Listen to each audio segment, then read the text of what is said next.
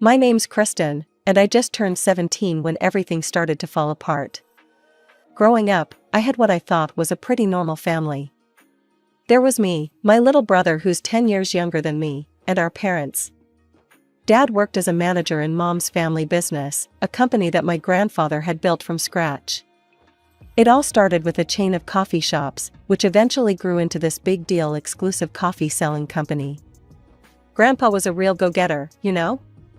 But when he decided to retire, he didn't just sell off the business or let it die. No, he offered it to Mom. I remember overhearing that conversation. Mom's voice was clear as day. "I'm happy being a housewife.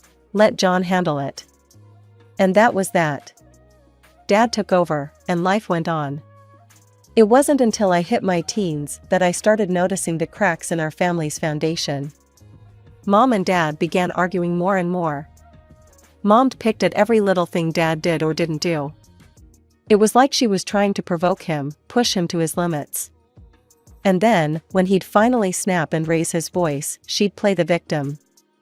"See how he treats me," she'd sob to anyone who would listen. "I'm just trying to keep this family together, and he yells at me." I didn't know what to think. I loved both my parents, but watching them tear each other apart was unbearable. My brother was too young to really understand what was happening, but I could see the confusion and fear in his eyes whenever Mom and Dad would go at it. One night, things came to a head. I was in my room, trying to drown out their latest argument with music, when I heard a crash. My heart racing, I ran downstairs to find a scene that would change everything. Mom was on the floor, Dad standing over her. She was screaming, "He hit me." Dad looked desperate. I didn't touch her, Kristen. She fell, I was trying to help her up. But Mom was already on the phone, calling the police. I stood there, frozen, not knowing who to believe or what to do. In that moment, I felt like my whole world was collapsing around me. The night Dad was taken away by the police is etched into my memory. I couldn't sleep, my mind racing with questions. What really happened? Was Dad capable of hitting Mom? Why would Mom lie if he didn't? The next few days were a blur. Dad was released without charges, and Mom, in a show of what she called generosity, dropped the complaint. But the damage was done. The tension in our house was unbearable. Mom was relentless, painting Dad as this monster who'd been tormenting her for years. "He's always had a temper," she'd whisper to me when Dad wasn't around. "I've been protecting you and Tommy from the worst of it." The divorce happened faster than I could process. One day, Dad was packing a single suitcase, looking lost in his own home. "I'm sorry, kids," he said, his voice breaking. "I'll make this right, I promise." But how could he? Mom got everything in the divorce, the house, the car, even Dad's position in the company. He was left with nothing. After Dad left, Mom sat Tommy and me down for a family meeting. "Things will be different now," she said, smiling in a way that didn't reach her eyes. "Your father can't hurt us anymore. We're safe." Tommy, young and confused, asked, "But when is Dad coming home?" Mom's face hardened for a split second before she forced another smile. "Oh, sweetie, Dad needs some time to work on himself. But we'll be just fine without him." I couldn't shake the feeling that something wasn't right, but every time I tried to question Mom's version of events, she'd shut me down. "You're too young to understand, Kristen," she'd say dismissively. "Adult relationships are complicated." Then, barely 2 months after the divorce, Mom dropped another bombshell. "Kids, I have wonderful news," she announced one evening. "I'm getting married." I was stunned. "Married? But, it's only been 2 months since." "I know it seems fast," Mom interrupted. "But when you find true love, you just know. Robert and I, it was love at first sight." I felt sick. How could she move on so quickly? What about Dad? What about us? Robert, my new stepfather, moved in shortly after. He was, okay, I guess. He didn't pay much attention to me, but he and Tommy seemed to hit it off. I'd hear them laughing together, playing video games, and it made me feel even more isolated. Meanwhile, Mom took over the family company, bringing Robert into work alongside her. They were always talking about business, making plans, while Tommy and I faded into the background. I felt lost, caught between the memory of what our family used to be and this new reality I couldn't quite accept. As I watched Mom and Robert coo over each other at the dinner table, with Tommy happily chattering away, I couldn't help but wonder, where do I fit in now? And what really happened between Mom and Dad? Just when I thought things couldn't get any more complicated, Mom dropped another bombshell on us. She and Robert had decided to move the company's head office to another city, supposedly more promising for business. They were planning to transfer all the capital to this new subsidiary. At first, I didn't think much of it. Sure, moving would suck, but at least we'd be together as a family, right? Wrong. One evening, as I was doing homework in my room, Mom knocked on my door. "Kristen, honey, you know Robert and I are moving for work." "Yeah, when do we leave?"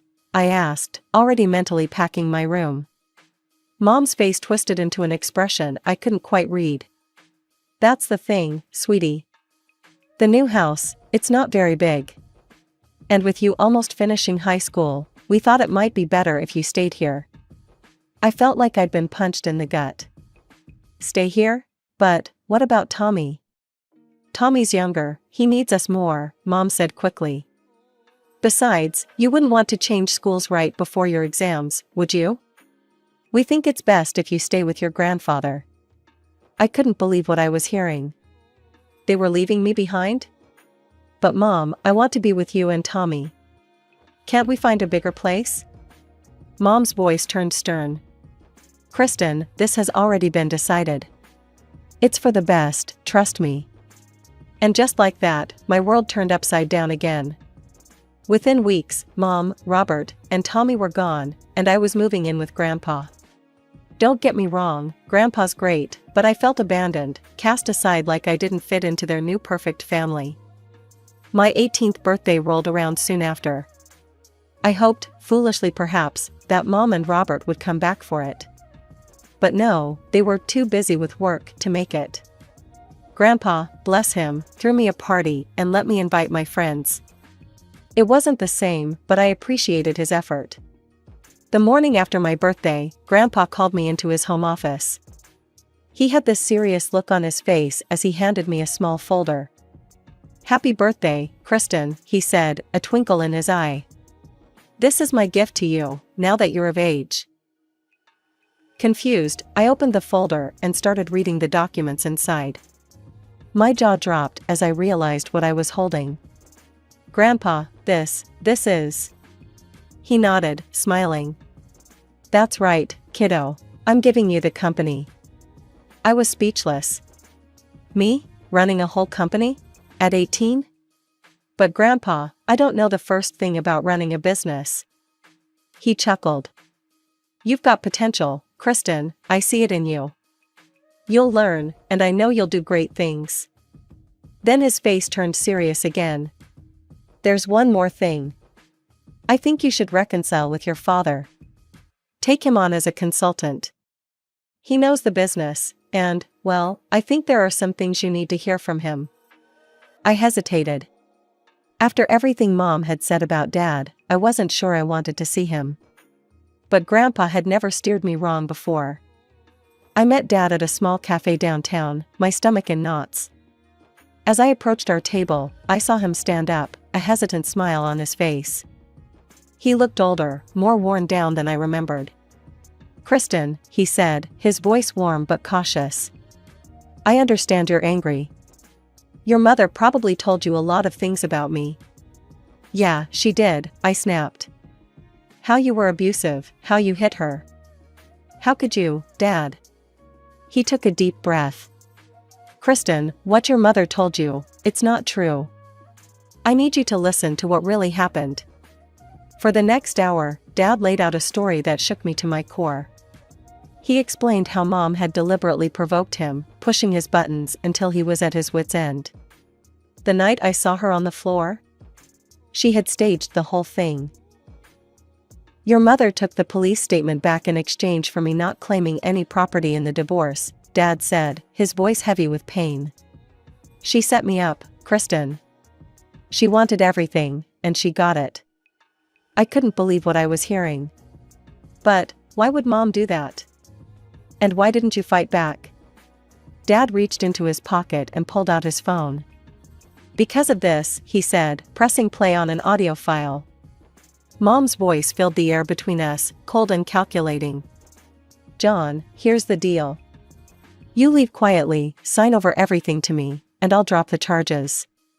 Fight me on this, and I'll make sure everyone believes you're an abuser. Your choice. I felt sick. Dad, why didn't you use this in court? You could have proved your innocence. He shook his head sadly. It wouldn't have changed the outcome, Kristen. Your mother had made up her mind. But more importantly, I didn't want to put you through any more pain. You were already dealing with so much. In your teenage years, you need support, not more family drama. Tears welled up in my eyes. Everything I thought I knew was a lie. I'm so sorry, Dad. I should have known, should have trusted you. Dad reached across the table and squeezed my hand. It's okay, sweetheart. I'm sorry too. I know I worked too much when you were younger. I should have been there more. We sat in silence for a moment, both processing the weight of everything that had been said. Then, wiping my eyes, I remembered why I had originally reached out. Dad, there's something else I need to tell you, I said, my voice shaky but determined. Grandpa, he gave me the company. For my 18th birthday. Dad's eyes widened in surprise, then crinkled with pride. Kristen, that's incredible. Your grandfather always had a good eye for potential. He must see great things in you. I felt a warmth spread through my chest at his words. But Dad, I don't know the first thing about running a company. I need help. Without hesitation, Dad smiled. I'd be honored to help you, free of charge. I'll guide you through everything you need to know. As we continued talking, making plans for the future, I felt a mix of emotions. Anger at Mom for her deception, sadness for what our family had lost, but also hope. Hope that with Dad's help and Grandpa's faith in me, maybe I could turn this unexpected gift into something amazing. The months flew by as I settled into my new life with Grandpa. Before I knew it, I was donning a cap and gown, graduating high school with honors. It felt surreal, walking across that stage without Mom, Robert, or Tommy in the audience. But Grandpa's proud face and Dad's supportive presence made up for it. With graduation behind me, I threw myself into preparing for college. Thanks to my grades and extracurricular activities, I managed to secure a full scholarship. I decided to major in business management. After all, I had a company to run now. The day I got my acceptance letter, Grandpa insisted on throwing a little celebration. Just the two of us, some cake, and a toast to the future. We were in the middle of our second slice when the doorbell rang. Grandpa frowned. Were you expecting anyone? I shook my head, equally confused. When Grandpa opened the door, I nearly dropped my plate. There stood Mom and Robert, looking as if they owned the place. Mom barely glanced at me. Her eyes were fixed on Grandpa, her expression stormy. Dad, we need to talk. Now. Without waiting for an invitation, she strode into the living room, Robert trailing behind her. I watched, stunned, as she rounded on Grandpa. Why can't I access the company accounts, she demanded. And who gave you the right to block the capital transfer to our new subsidiary? Grandpa stood his ground, his voice calm but firm. Sarah, the company no longer belongs to you. It's Kristen's now. Mom's jaw dropped. For a moment, she looked like a fish out of water. Then her eyes narrowed, darting between Grandpa and me. What do you mean, it's Kristen's? She hissed. Exactly what I said, Grandpa replied. I gave Kristen the company for her 18th birthday. All decisions about its future and finances are hers to make now. The shock on Mom's face quickly gave way to a simpering smile as she turned to me. Kristen, sweetie, I've missed you so much. Why don't you come live with us? We've settled in so well in the new city. I blinked, taken aback by her sudden change in demeanor. We have a lovely house, she continued, her voice honey-sweet. There's a big bedroom just for you, with plenty of space for a desk and computer. You could study and work from home. Wouldn't that be nice? I felt a twinge in my chest. Part of me, the part that still longed for my mom's approval, wanted to say yes. But then I thought of everything I'd learned, everything I'd built here. Thanks, Mom, but no, I said, surprised by the steadiness in my voice. I'm happy here. I have my friends, my life, and Grandpa. Besides, I start college soon. The tension in the room was palpable as I stood my ground against Mom's manipulations. Her sweet demeanor quickly soured when she realized I wasn't going to be swayed. Fine, she snapped, her voice losing its sugary coating. If you won't come to us, we'll move back here. We can all live in our old house, just like before. Wouldn't that be nice, Kristen? I shook my head, feeling a strange mix of sadness and determination. No, Mom, that's not going to happen either. I could see the anger building in her eyes, her facade crumbling rapidly. It was now or never. Mom, I said, my voice steady despite my racing heart, I want you to tell me the truth. What really happened between you and Dad? Why did you really get divorced? For a split second, confusion flashed across Mom's face. Then, as if on cue, tears welled up in her eyes. Oh, Kristen, she sobbed. Your father, he was so cruel. He insulted me, he even hit me. I had to leave to protect myself, to protect you and Tommy. I felt a surge of anger at her lies. Stop it, Mom, I know what really happened. I know you framed Dad. You set him up so you could divorce him and take everything for yourself.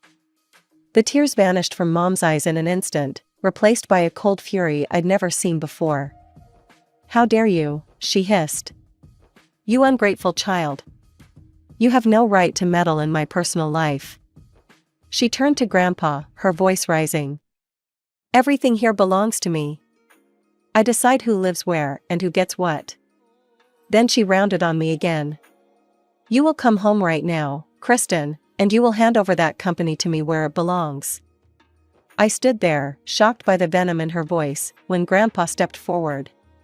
His face was a storm of disappointment and anger. That's enough, Sarah, he said, his voice low but powerful.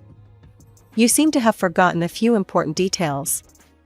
This property, including your old house, belongs to me, not you. And the company? That now belongs to Kristen. I gave it to her, and it's hers to do with as she sees fit. Mom's face went pale, then red with rage. She opened her mouth to argue, but Grandpa cut her off. I've heard enough, he said firmly. I'm ashamed of you, Sarah. I raised you better than this. Now, I think it's time for you and Robert to leave. You can't kick us out, Mom shrieked. I'm your daughter. Grandpa's expression was stone. And Kristen is my granddaughter. A granddaughter who has shown more integrity and strength in the past few months than you have in years. Now, leave, both of you. I watched, a mix of emotions swirling inside me, as Grandpa ushered Mom and Robert to the door. Mom's face was a mask of fury and disbelief as the door closed behind them. As the sound of their car engine faded away, I sank onto the couch, feeling drained. Grandpa sat beside me, putting a comforting arm around my shoulders. As we sat there in silence, I couldn't help but wonder what would happen next. The confrontation with Mom had been explosive, but somehow, I knew it wasn't over. This was just the beginning of a new chapter in our complicated family saga. The morning after Mom and Robert's dramatic exit, I woke to the sound of hushed voices downstairs. Curiosity getting the better of me, I crept down to find Grandpa and Dad in deep conversation in the study. Kristen, Dad said, noticing me first. Come in, sweetheart. We were just talking about you and Tommy. I entered the room, my confusion evident. What about Tommy? Grandpa cleared his throat. I've asked your father if he'd be willing to seek custody of Tommy. My eyes widened. Really? But, how? Dad nodded, a mix of determination and hope in his eyes. Your grandfather thinks we have a strong case, especially with what he's discovered. Grandpa reached for a thick folder on his desk. Kristen, sit down. There's something you need to see. With trembling hands, I opened the folder. Inside was a detailed report from a private investigator. As I read, I felt my world tilt on its axis once again. Mom was cheating on you? I looked at Dad, horrified.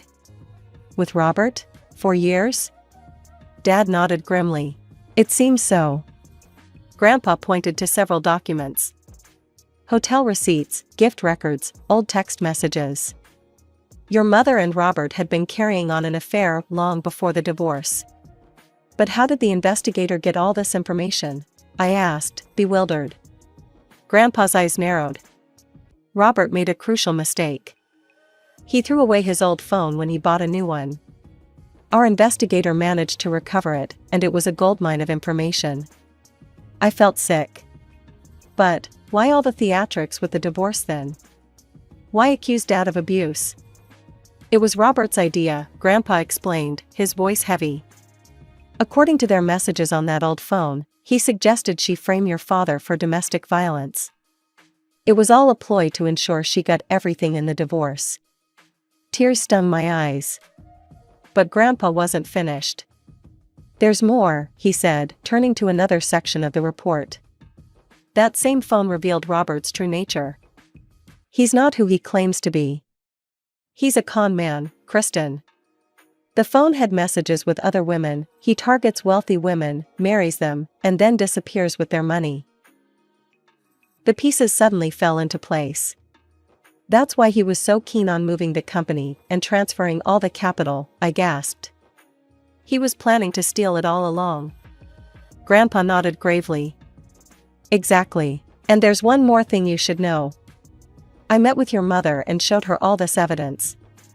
But she refused to believe it. She's in deep denial about Robert's true nature and his intentions. I sat back, my mind reeling. What do we do now? We fight, Dad said firmly. For Tommy, for the company, for the truth. Grandpa nodded in agreement. I've already called my lawyer. We're going to file for custody of Tommy and take steps to protect the company's assets. The next few months were a whirlwind of legal battles and emotional turmoil. Dad fought tirelessly for custody of Tommy. I stood by them every step of the way, determined to bring my little brother home.